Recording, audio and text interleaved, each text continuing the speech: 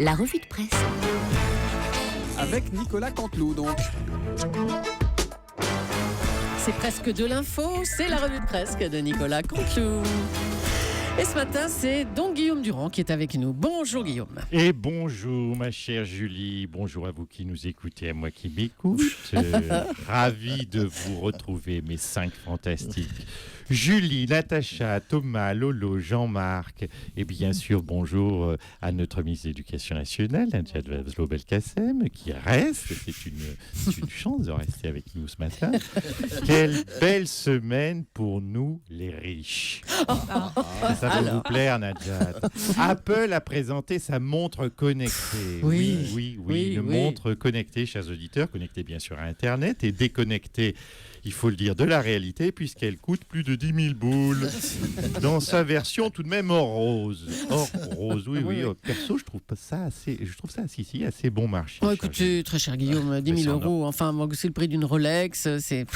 Oui, c'est pas faux. C'est vrai que c'est le prix d'une Rolex d'entrée de gamme. Une petite différence tout de même, la Rolex. Qu'est-ce qui se passe avec une Rolex, Laurent? Vous vivrez jamais ça. Vous la donnerez à votre enfant dans 30 ans. Alors que essayez de refiler votre Apple Watch à votre môme dans 30 ans, une Apple Watch 1, il vous rira au nez. Dans l'iPhone 3, déjà l'iPhone 3, il y a 4 ans, il est ringard. Alors je vous laisse imaginer c'est difficile à dire Apple tout Watch. ça. L'Apple Watch 1 dans 30 ans. Mais ça a quand même un énorme avantage, cette montre. Ah bon, quel avantage? Écoutez, c'est quand même de crier au monde, j'ai tellement de pognon que je peux le cramer dans une montre en plastoc que je jetterai l'année prochaine. Et ça c'est le top du chic, ça n'a pas de prix. D'ailleurs, je vais en prendre 4, moi. Oui, c'est ça. Bon, écoutez, on va passer au titre, ça sera plus sérieux. Allez-y, Guillaume. C'est parti pour les titres. Avec du cinéma, et oui, aujourd'hui sort le film Selma, du nom de cette ville dans l'Alabama où il y a 50 ans, un certain Martin Luther King avait organisé une marche contre le racisme. Et d'ailleurs, ce week-end, Barack Obama a organisé une nouvelle marche à Selma. C'est vous dire s'il est mal en ce moment, Obama, il organise des marches.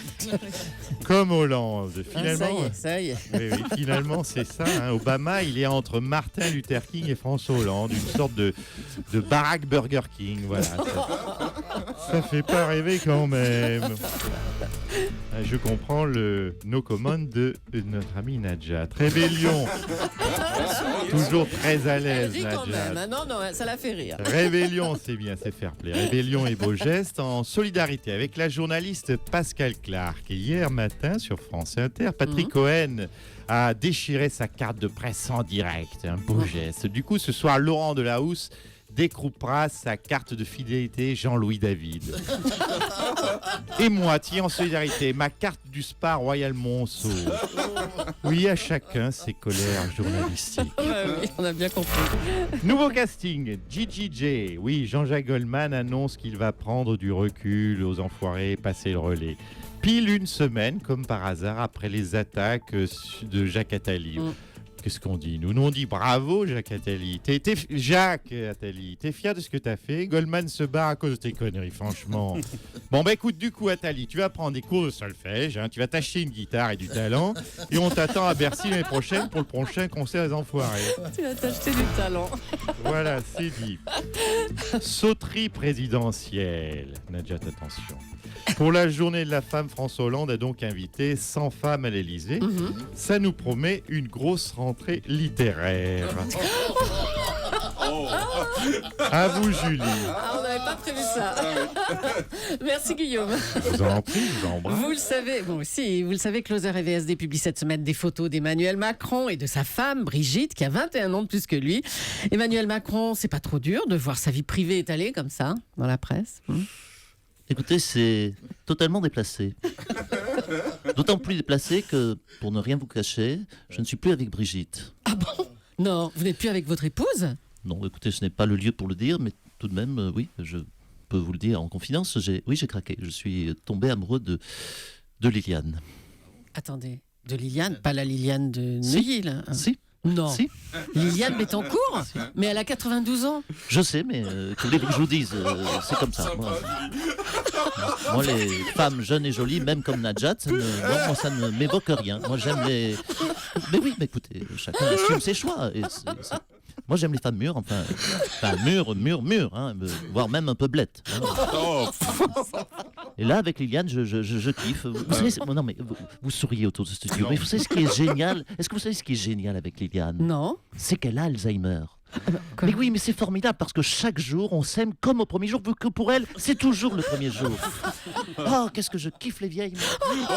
Écoutez, merci. Non, ça ne nous intéresse pas tout ça. Nicolas Sarkozy a déclaré en meeting à Saint-Quentin en Yvelines, le changement est à portée de main. Voilà ce qu'il a dit. Oui, pensez-vous. Oui, vous avez bien entendu. Le changement est à portée de main, Jules Leclerc. Il est quasiment là, le changement. Oui, mais enfin, c'était le slogan de François Hollande, ça. Le changement, c'est maintenant. Oui, non, mais écoutez, ne jouez pas. Non, écoutez ça. Quoi? Non, Bah, si. là, je m'inscris faux. Ça n'a rien à voir. Le changement, c'est pas maintenant.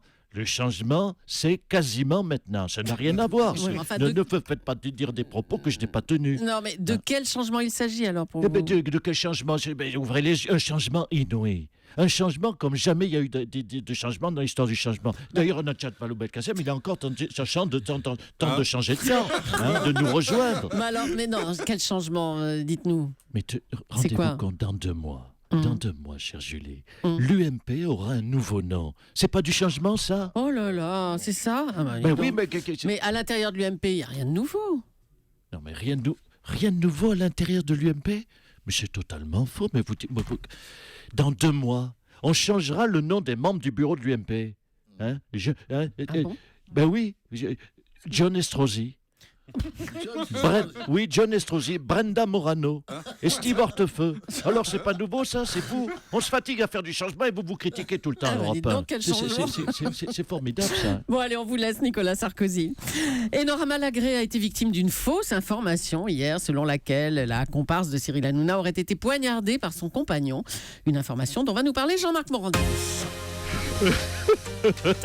Oui, Julie, aujourd'hui, dans le grand bordel des médias, de l'actu, des diapositives, du terrorisme, des œufs-mayonesmes, des rythmes scolaires, des tapis de bain, des poils à frire, des poils de torse, des écoles Montessori, de la mort au rat, mais aussi de la sclérose en plaques et bien sûr des îles flottantes. Nous reviendrons sur cette information qui s'est finalement avérée fausse. Enora Malagré n'a pas été poignardée par son compagnon. Non, Nous avons vérifié, merci. non, elle n'a pas été poignardée. Alors pourquoi Enora Malagré n'a-t-elle pas été poignardée? Est-ce que son compagnon a réussi à la faire taire avant? Pourquoi Enora gueule-t-elle tous les jours depuis 35 ans? Nous en parlerons avec notre grand témoin, une autre personnalité qui, elle, gueule tous les jours depuis 40 ans, Cécile Duflot. Et puis, ça plaira à Najat. Et puis... oui, j'ai toute la gamme de rire. Est-ce que poignarder Enora, n'est-ce pas un peu violent? Est-ce que la baïonnée n'aurait-il pas suffi? Si vous êtes propriétaire d'un baillon, appelez-nous, on en discutera. On est acheteur. Bref, toutes ces questions, aucune réponse. C'est dans le grand bordel des médias.